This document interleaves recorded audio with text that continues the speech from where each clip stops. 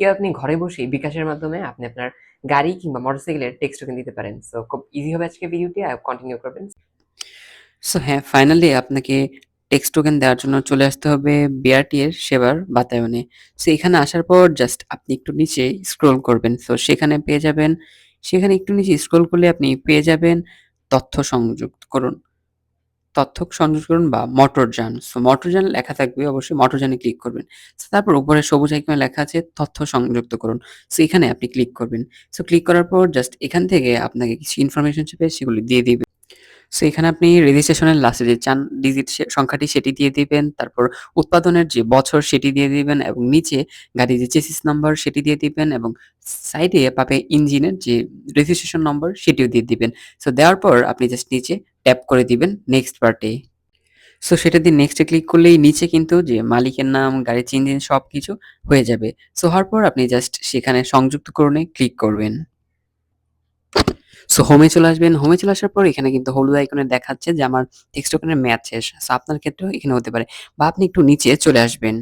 নিচে পাবেন যে মোটরযানের তথ্য। সো মোটরযানে ক্লিক করলেই দেখতে পারবেন এখানে যে তথ্যগুলি মোটরযান যুক্ত করেছেন সেগুলি পেয়ে যাবেন এই পাশেই। সো হলুদ যেই লাইনটি বা দ্বিতীয় লাইনটি সেখানে কিন্তু হলুদ লেখা আছে যে নবায়নকরণ। কারণ আমার গাড়ির প্রায় এক্সপায়ার ডেট শেষ। সো আমার গাড়ি ১৩ ডিজিটের একটি চেসিস গাড়ি। সো সেখানে কিন্তু লেখা আছে যে হলুদ আইকনে নবায়নকরণ। সো নবায়নকরণ ক্লিক করবেন। তারপর আপনি হলো যে আইকনটি, সো সেখানে আপনি ক্লিক করবেন। সো ক্লিক করার পর জাস্ট আপনাকে একটি ইন্টারফেসে নিয়ে যাবে।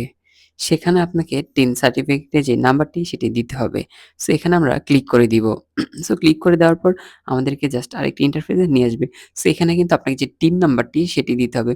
সো টিন নাম্বারটি আমি জাস্ট আমার যে টিন নাম্বারটি সেটি এখানে কপি পেস্ট করে দিয়ে দিচ্ছি। সো আপনি আবার টিন তারপর পাশে পাবেন যাচাই করুন। সো যাচাইকরণে ক্লিক করলেই সকল ইনফরমেশন চলে আসবে।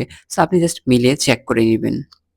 সো এগিয়ে যানে ক্লিক করে পাশে একদম সবুজ যে আইকনটি এগিয়ে যান। সো এখানে ক্লিক করলেই উপরে কোণায় দেখতে পাবেন সো যে কত টাকা দিতে হবে।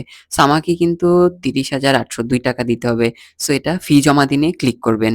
সো আপনার যেত অ্যামাউন্ট হবে সে অনুযায়ী লেখা থাকবে। সো আমারটা যেহেতু ৳৩০,৮০২ সো ফি জমা দিনে ক্লিক করব। সো আপনি এগিয়ে যানে ক্লিক করলে সো আবার কিন্তু আপনাকে যে টিন সার্টিফিকেটের অপশন সেটি নিয়ে আসবে। মানে আরো টিনটা সব ঠিক আছে কিনা বা অ্যাড্রেস সব ঠিক আছে। দেখার পর আপনি জাস্ট উপরে ক্লিক করবেন ফি জমা দিন। সো এখানে কিন্তু দেখাচ্ছে আপনি কি ওই ওয়েতে টাকাগুলি দিতে পারবেন। সো আপনি নগদ, visa card, master card, bank, city bank anyway so আরো ব্যাংকের মাধ্যমে দিতে পারবেন। সো আমরা যেহেতু বিকাশের মাধ্যমে দিব সো বিকাশে ক্লিক করব। সো আমরা যেহেতু বিকাশের মাধ্যমে দিব, সো তার জন্য আমরা বিকাশ অপশনটিতে ক্লিক করে সো জমা দিন ফিতে ক্লিক করব। আর আগে বলে নেই যদি আপনি অন্য ব্যাংকিং এর মাধ্যমে দিতে চান সেক্ষেত্রে কিন্তু আপনাকে অনেক হেসেল হবে। আপনাকে ব্যাংকে গিয়ে রিনিউ বা আপনার যে করতে হবে। সো বাট বিকাশের মাধ্যমে দিলে সো তারা কিন্তু যে টেক্সট টোকেনটি সেটা কিন্তু কুরিয়ারের মাধ্যমে পাঠিয়ে দিবে। সো এখানে আমরা জমা দিনে ক্লিক করব। সো এখানে জাস্ট আপনার যে ইনফরমেশন সেগুলিকে আবার ভালোভাবে দিয়ে দিতে হবে। ইমেইল, কনট্যাক্ট নাম্বার এবং সবকিছু দিয়ে দিতে হবে এই অপশনটিতে। সো এখান থেকে আপনি চলে আসবেন বিকাশের পেমেন্ট গেটওয়েতে। সো এখানে নিয়ে আসবে আপনাকে। সো এখানে আসার পর আপনার যেই অ্যাকাউন্ট বা মানে বিকাশ নাম্বারে টাকা আছে সো সেই নাম্বারটিকে এখানে জাস্ট ট্যাপ করে দিয়ে দিবেন। সো দিয়ে দেওয়ার পর জাস্ট আমি আমার যে নাম্বারটি সেটি দিয়ে দিচ্ছি। দিয়ে দেওয়ার পর আপনাকে অ্যামাউন্ট সিলেক্ট করতে হবে। সো অ্যামাউন্ট সিলেক্ট করে নেক্সট এ ক্লিক করবে। সো আপনাকে পিন দিতে বলবে। সো পিন দেওয়ার পর জাস্ট একটি ওটিপি চলে যাবে আপনার ফোনে। সেই ওটিপিটি এখানে পেস্ট করে দিলেই কিন্তু টাকাটা কেটে নিয়ে যাবে। সো উপরে লেখা আছে please hair to collect your money receipt. So সেখান থেকে ক্লিক করে আপনি আপনার যে মানি রিসিটটি সেটিকে ডাউনলোড করে নিবেন। সো এটাকে আমি ডাউনলোড করে নিয়েছি। তারপর একটু নিচে চলে আসবেন যেহেতু আপনি সার্টি বা রেজিস্ট্রেশনটি ডাউনলোড করার জন্য বা টেক্সট টোকেনটিকে ডাউনলোড করার জন্য অনলাইন থেকে। সো এখানে নিচে আসার পর এখানে পাবেন যে আমার ডেট কিন্তু হয়েছে ২০২৭ ১-২৩ তারিখ পর্যন্ত। সো এখানে ক্লিক করলেই কিন্তু আপনার যে টেক্সট টোকেনটি সেটি কিন্তু ডাউনলোড হয়ে যাবে। সো এখান থেকে আপনি ডাউনলোড করে রেখে দিতে পারেন। সো এটা হচ্ছে আপনার অনলাইন টেক্সট টোকেনের যেই কাগজ সেটি। সো যেটা মেইন কপি সেটা কিন্তু কুরিয়ারের মাধ্যমে আপনার বাসায় চলে আসবে। সো আসার আগ পর্যন্ত আপনি এটা দিয়ে চলতে পারবেন। সো এই ছিল আজকের ভিডিওটি। আজকে দেখে নিয়েছি। আল্লাহ হাফেজ।